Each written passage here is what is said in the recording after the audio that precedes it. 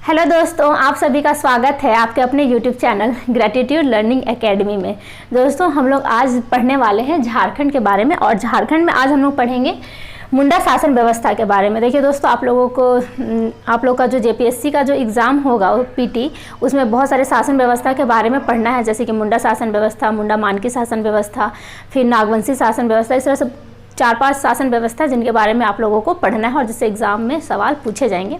तो आज हम लोग पढ़ेंगे मुंडा शासन व्यवस्था के बारे में। देखिए दोस्तों, मुंडा जनजाति पे मेरा एक वीडियो आ गया है, उसे आप लोग देख लीजिएगा, ठीक है। पहले डिटेल्स में उसमें मुंडा जनजाति के बारे में बहुत ही अच्छे तरीके से समझा दिया गया है कि मुंडा जनजाति में क्या क्या होता है, उनके वगैरह बहुत अच्छे से डिटेल से वीडियो दे दिया गया। तो उसे आप लोग एक बार देख लीजिए, बहुत अच्छे से समझ में आ जाएगा। उसके बाद इस वीडियो को देखेंगे तो ज़्यादा समझने में आसानी होगा, ठीक है दोस्तों।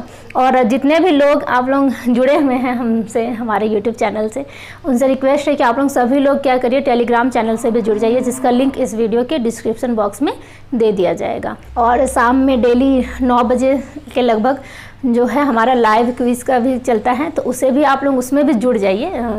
बहुत ही अच्छे अच्छे सवालों को लिया जाता है, प्रीवियस ईयर के क्वेश्चन को लिया जाता है, जो कि आप लोगों के ऑब्जेक्टिव टाइप के सवाल होते हैं, और डिटेल से उसमें एनालिसिस भी किया जाता है।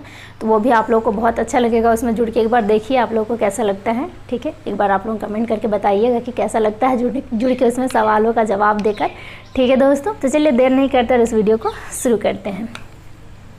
देखिए दोस्तों, मुंडा शासन व्यवस्था, आप लोग को जैसे कि पता है कि झारखंड में कुल कितने 32 प्रकार की जनजातियां हैं, ठीक है। उनमें से जो सबसे बड़ी जनजाति है वो है दोस्तों संथाल, ठीक है। सबसे बड़ी जनजाति है वो है संथाल, फिर दूसरी सबसे बड़ी जनजाति है उराव, और तीसरी सबसे बड़ी जनजाति जो है दोस्तों वो है मुंडा। और इसके बाद भी अगर आप लोग याद रखना चाहें तो रख सकते हैं, हो जनजाति जो है वो चौथी सबसे बड़ी जनजाति है, ठीक है। अब मुंडा जनजाति के बारे में देखिए डिटेल वीडियो है, उसे आप लोग एक बार देख लीजिए, उसके बाद ही इसको देखिएगा तो ज़्यादा अच्छे से समझ में आएगा, क्योंकि आज हम लोग इनके शासन व्यवस्था के बारे में बात करेंगे। देखिए, मुंडा जनजाति झारखंड की तीसरी सबसे बड़ी जनजाति है। और देखिए, ऐसा माना जाता है कि झारखंड में जो झारखंड राज्य का जो गठन का काम था, राज्य गठन का जो कार्य था, वो मुंडा जनजातियों के द्वारा ही सबसे पहले किया गया था, ठीक है। तो राज्य गठन का कार्य किनके द्वारा किया गया था, तो मुंडा जनजातियों के द्वारा ही किया गया था। इसमें आगे आप लोग पढ़ेंगे कि मुंडा जनजाति ही सबसे पहली ऐसी जनजाति है जिसमें क्या था कि हम लोगों को सबसे पहला जो है यहाँ पे गणतंत्रात्मक व्यवस्था भी देखने को मिलता है, ठीक है दोस्तों। चलिए, अब यहाँ पे अगर हम लोग बात कर ले कि पहला शासक, देखिए मुंडा जनजाति जब झारखंड में प्रवेश इनका हुआ तो इन्होंने क्या किया कि सबसे पहले जंगलों को साफ करना शुरू किया। जंगलों को साफ करके अपने लिए स्थायी निवास का भी बनाना शुरू कर दिया, खेतों को बनाना शुरू किया, ठीक है। देखिए दोस्तों, सबसे पहला जो शासक थे वो थे रीसा मुंडा। इन्होंने ही क्या किया था कि सूतिया पाहन को मुंडाओं का शासक चुना था, ठीक है। और इसी सूतिया पाहन ने सूतिया नागखंड की स्थापना की थी। किसका स्थापना किया था, तो सूतिया नागखंड की स्थापना किया था, ठीक है दोस्तों। और इसी मुंडा जनजाति के जो अंतिम शासक थे उनका नाम था मदरा मुंडा, और इन्हीं के द्वारा, मदरा मुंडा के द्वारा ही क्या किया गया था कि फनी मुकुट राय को छोटा नागपुर खास का शासक चुन लिया गया था, ठीक है। इसे भी आप लोग याद करते चलिएगा पॉइंट। देखिए, बुक में ये बहुत ही डिटेल से लिखा हुआ है, लेकिन आप लोग को अगर यहाँ पे PT का दृष्टि से पढ़ेंगे, PT एग्जाम को क्वालिफाई करने के लिए, तो आप लोगों को इतना पॉइंट काफ़ी है। इतना पॉइंट को आप लोग याद रख कर लीजिए अच्छे से, क्योंकि और भी वीडियो आएंगे जिनमें और भी शासन व्यवस्था, जो अलग अलग शासन व्यवस्था, उनके बारे में हम लोग पढ़ेंगे, ठीक है। देखिए, इनके जो मूल निवास स्थल है, इसको लेकर विवाद है, ठीक है। जितने भी विद्वान हैं उनके बीच में क्या है दोस्तों कि विवाद है कि ये कहाँ से आए थे। ये किन्हीं ने भी स्पष्ट रूप से इसके बारे में नहीं बताया है, ठीक है। किन्हीं का कहना था कि ये पश्चिम भाग से आए थे, पश्चिमी भाग से भारत में प्रवेश किए थे, और किन्हीं का मानना ऐसा है कि ये उत्तर भाग से भारत की तरफ आए थे, उत्तर पूर्वी भाग से भारत में ये प्रवेश किए थे, ठीक है दोस्तों। चलिए, और ये प्रजाति के दृष्टि से किस प्रजाति के अंतर्गत आते हैं, तो प्रोटो ऑस्ट्रोलॉइड प्रजाति के अंतर्गत आते हैं। देखिए, प्रजातियों पे भी एक वीडियो मेरा जब हम कॉपी पे पढ़ाते थे उस वक्त आप लोग को दे दिया गया था, उसमें बता दिया गया था कि बहुत सारे प्रजाति होते हैं, जैसे प्रोटो ऑस्ट्रोलॉइड, मंगोलॉइड, इनके बारे में डिटेल से बता दिया गया था, ठीक है। तो उसे भी आप लोग एक बार देख लीजिए, नॉलेज के लिए काफ़ी अच्छा रहेगा। और इनकी जो भाषा है दोस्तों वो है मुंडारी भाषा, ठीक है। और ये मुंडा जनजाति जो है वो अपने भाषा को होड़ो जागर के नाम से भी बुलाती हैं, ठीक है। ये अपने भाषा को होड़ो जागर कहती हैं।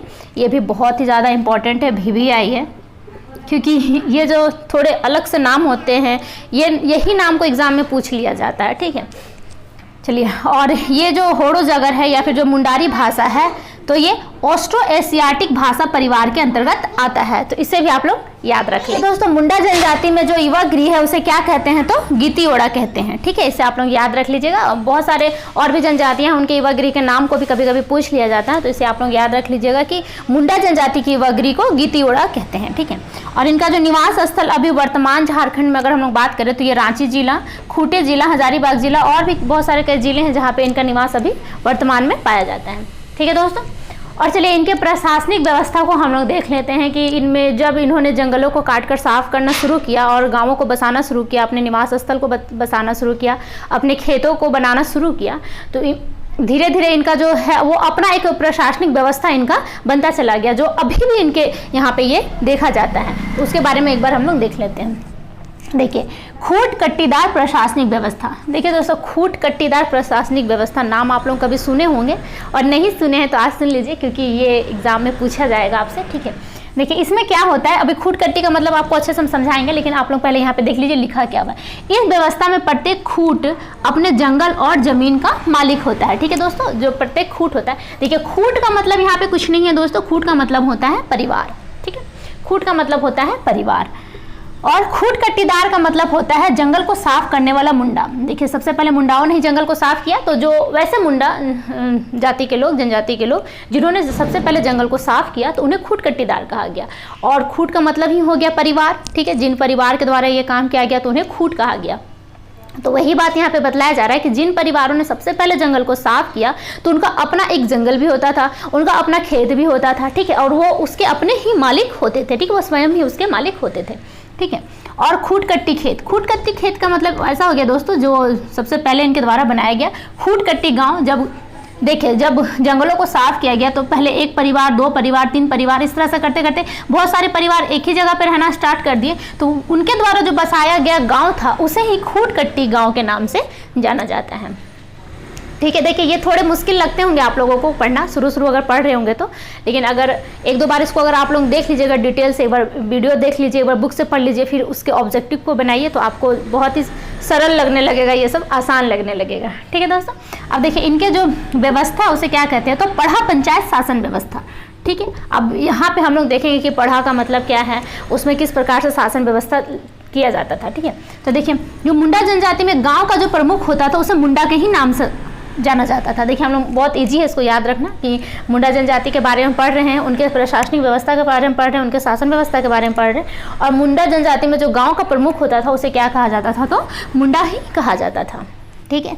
और इनमें जो ग्राम पंचायत होता था, देखिए अब मैंने बता दिया कि बहुत सारे परिवार के घरों को मिलाकर गांव का निर्माण हो गया, तो इस गांव के जो पंचायत होते थे उसे क्या कहा जाता था, तो हातू कहा जाता था, ठीक है दोस्तों। हातू अभी भी जो बोलचाल की भाषा में वो गांव के पंचायत को हातू के ही नाम से पुकारते हैं, जैसे कि हातू बोंगा जो गांव के देवता होते हैं।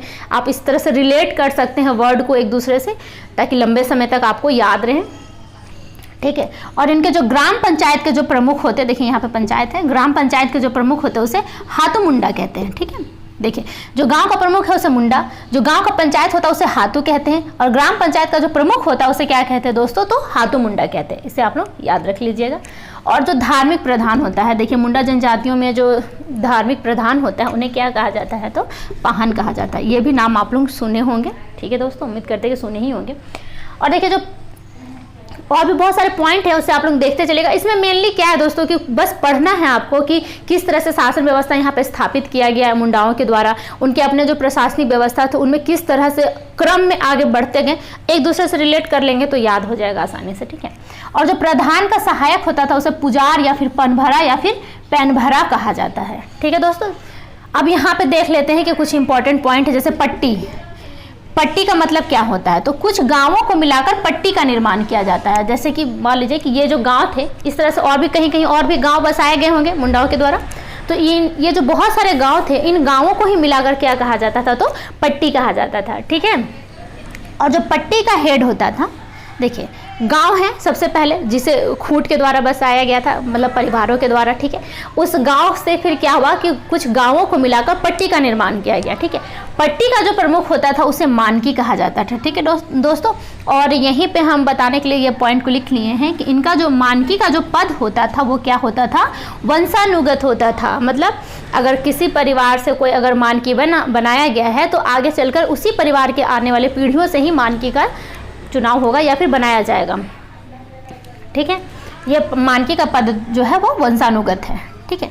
अब देखिए पढ़ा क्या होता था, तो कुछ पट्टियों को मिलाकर पढ़ा का निर्माण होता था। तो इसे आप लोग इस तरह से याद रख सकते हैं, जैसे कि सबसे पहले हो गया गांव को, बहुत सारे गांव को मिला दिया तो क्या बन गया, पट्टी, और कई सारे पट्टियों को मिला दिया तो क्या बन गया, पढ़ा, ठीक है।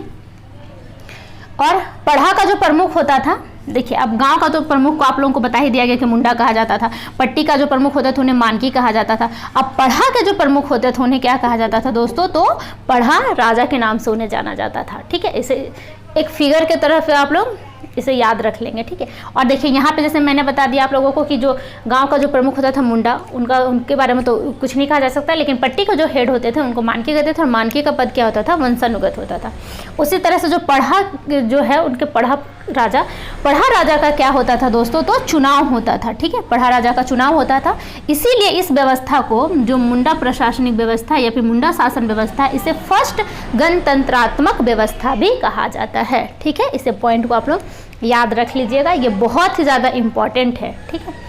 एक सवाल तो इससे बनेंगे ही, एक कह लीजिए या फिर दो, एक या दो सवाल इससे पक्का बनेंगे, इसे आप लोग याद रख लीजिएगा, ठीक है। क्योंकि शासन व्यवस्था से कुल 5 या 6 प्रश्न पूछे जाएंगे, तो मान के चलिए कि इससे आपका एक या दो सवाल तो बनना ही बनना है, ठीक है। और पढ़ा के जो सहयोगी होते थे, ठीक है, पढ़ा के सहयोगी कौन कौन होते थे, तो पढ़ा के टोटल 5 सहयोगी होते थे, देख लीजिए। दीवान सबसे पहला, दूसरा हो गए ठाकुर, तीसरा हो गए कर्ता, चौथा हो गए लाल, और 5वां हो गए पांडे। और ये सभी क्या करते थे, ये जो पढ़ा राजा हैं, ठीक है दोस्तों, इन्हीं के कार्यों में ये क्या करते थे, सहायता करते थे, इनके अलग अलग कार्य होते थे, ठीक है। चलिए, और कई पढ़ा को मिलाकर मान लीजिए कि देखिए गांव था, गांव से पट्टी का निर्माण हुआ, पट्टियों से पढ़ा का निर्माण हुआ, और जब इनका और भी जब क्षेत्र बढ़ता गया और जब बहुत सारे पढ़ा का निर्माण हो गया तो बहुत सारे पढ़ा को मिलाकर क्या बना दिया गया, तो राज्य, उसे राज्य का दर्जा दिया गया, ठीक है दोस्तों। और राज्य का प्रमुख को राजा या फिर सरदार कहा जाता था, ठीक है।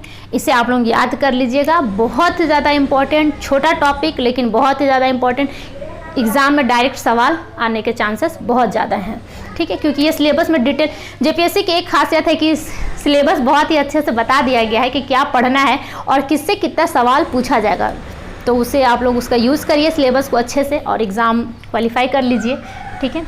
और देखिए दोस्तों, एक पॉइंट यहाँ पर नोट करके हम लिखे थे बताने के लिए कि देखिए जो पढ़ा राजा होते हैं, देखिए जो पढ़ा पट्टियों से मिलकर जो पढ़ा का गठन किया गया था, और उस पढ़ा के जो हेड थे पढ़ा राजा, और जो बहुत सारे गांवों को मिलाकर जब पट्टी का निर्माण किया गया था, और पट्टी का जो हेड थे मानकी, इन दोनों को ही क्या होता है दोस्तों कि किसी भी प्रकार का राजस्व की प्राप्ति नहीं होती। राजस्व कहने का मतलब हो गया कि किसी भी प्रकार के पैसे की जो प्राप्ति होती है दोस्तों, वो इनको नहीं होती है, ठीक है दोस्तों। तो उम्मीद करते हैं कि ये जो टॉपिक था, ये छोटा सा टॉपिक था लेकिन बहुत ही ज़्यादा इंपॉर्टेंट था, आपको एग्जाम में हेल्प करेगा और इससे सवाल बनेंगे, ठीक है दोस्तों। तो उम्मीद करते हैं कि बहुत अच्छे से समझ गए होंगे इस टॉपिक को। धीरे धीरे करके सारे टॉपिक कंप्लीट करा दिए जाएंगे। मेरा अभी पर्सनल कुछ रीज़न है, इस वजह से वीडियो जल्दी नहीं आ पा रहा है, उसके लिए क्षमा चाहते हैं आप लोगों से, ठीक है। लेकिन आप लोग अपना प्यार हमारे चैनल पर देते रहिएगा और इससे ज़्यादा से ज़्यादा सपोर्ट करिए हमारे चैनल को, ठीक है दोस्तों। और जितने भी दोस्त आपके तैयारी कर रहे हैं उनके बीच में इसे ज़्यादा से ज़्यादा शेयर करिए। फिर मिलते हैं कुछ अगले टॉपिक के साथ, तब तक अपना ख्याल रखिए, धन्यवाद।